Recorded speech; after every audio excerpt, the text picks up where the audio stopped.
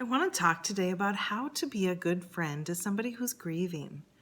And this is a tough question. A lot of us find ourselves searching and really not sure what to say or what to do when somebody we care about suffers a loss. Often we say the things we've heard other people say. So I want to talk a little bit about those things today and talk about how they land to somebody who's grieving so we understand the effects on the other side, and then we'll realize why we may want to avoid those. And that will help fine-tune what you don't say. And then we'll talk about what we do. So one of the things we want to avoid is trying to give perspective to the situation. It is so tempting to want to alleviate the heaviness. And we think, oh, we want our friend to feel better, so we're going to sort of bring this situation some perspective to help look at it a different way, and then they'll feel better. So we say at least statements. At least you can have another baby. At least you have more children. At least you're young enough you could get married again. Now, as you hear me say those, you realize just how ridiculous those sound, right? But in the moment, so many people fall victim to saying those things, wanting to help. They really mean well, but how that lands is obviously very painful. And so in the moment, we want to be really strong about knowing that's a place we don't want to go to. Trying to bring perspective to a situation is not going to land well. Honoring where very realistically somebody is, honoring that and standing alongside them instead of telling them to be somewhere different is going to come across as far more respectful and far more helpful. The other thing we want to avoid is speaking for God. In Christian circles, this happens a lot. We go to our safe place. Well, if God says, that must be the ultimate perspective on the situation, and we will all feel at ease and at peace. So we say things like, God will never give you more than you can handle. And if they don't say it out loud, the person who is now faced with this loss is saying, yes, he does. We don't want that. That's not what we intended, right? People will say things like, God must have wanted him now. He only takes the best. There are all kinds of statements that come from that place. And the reality is we can't speak for God. We just cannot speak for God. And how it lands is not as helpful as we'd like to think it would be. And so if it's not, obviously, if our goal is to be helpful, we want to avoid that. Again, honoring where they are and how they feel and how much this hurts, really silently standing alongside, a quiet hug, those kinds of things are far more powerful than perspective bringing statements about God, at least statements, those kinds of things. Anytime we try to rationalize it, we're bringing it up to a cerebral level, which is not where they're at. They're at a physical impact level, a feeling level. So what can we do? Really, it's less about what we say and it's what we do, and that is we show up. How does someone feel that we care?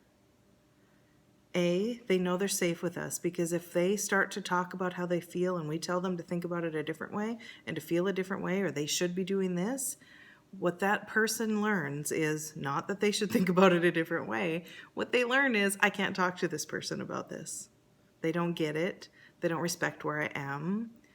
It feels yucky to be vulnerable and honest and say how much this hurts and then to have them bat back at me. So that's not what we intend, right? So they need to feel safe with us. We need to be a listener more than a talker. We need to be an acknowledger more than somebody who tries to bring perspective. And so we just show up for them. Grieving can be isolating, absolutely isolating, because from so many people, the message is, the funeral's over, it's time to get on with it. We talked about that at the funeral. Now the topic's not up for discussion. There are so many people in a griever's life who don't want to hurt them, and so they become afraid to say something.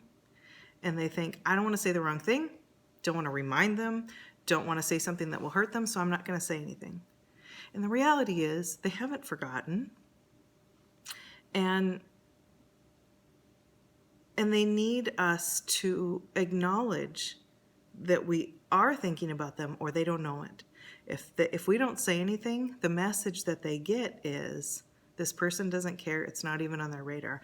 I'm sitting here living under the impacts of loss and overcome with grief, physically, emotionally, in all kinds of ways as I try and walk through life now without this person. And this person doesn't even mention it. And the divide becomes humongous. When all we were doing was we were over there saying, I don't want to hurt them, so I won't say anything. The intentions were good, but how it lands is that the person who's grieving gets isolated. And grieving is a long-term situation. As long as it took us to love that person and develop that relationship and experience that life together, we will be learning to experience life with their absence.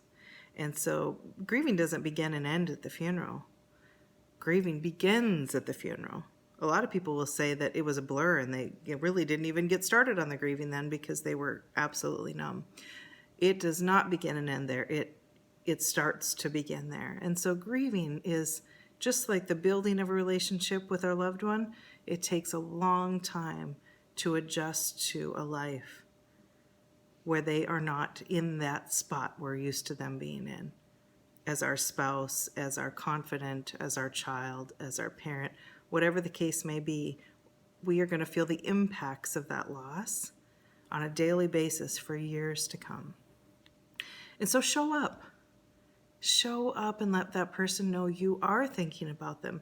You do acknowledge that this hurts. You do acknowledge that this is hard, and you do recognize that that's natural and that's normal with as few words as possible. So we can show up in a lot of ways. We can show up in a text message saying, hi, thinking about you this morning. A little heart emoji, whatever you want to do. You can show up in their voicemail and say, you don't have to return my call. Do if you want to, but just want you to know I'm thinking about you today, sending you a hug. Maybe if they live in town, you can just send them a text and say, hey, I'm stopping by the grocery store after work. Can I grab you something and drop it off at your door on my way through? You can impact the heaviness of this new situation for them by showing up.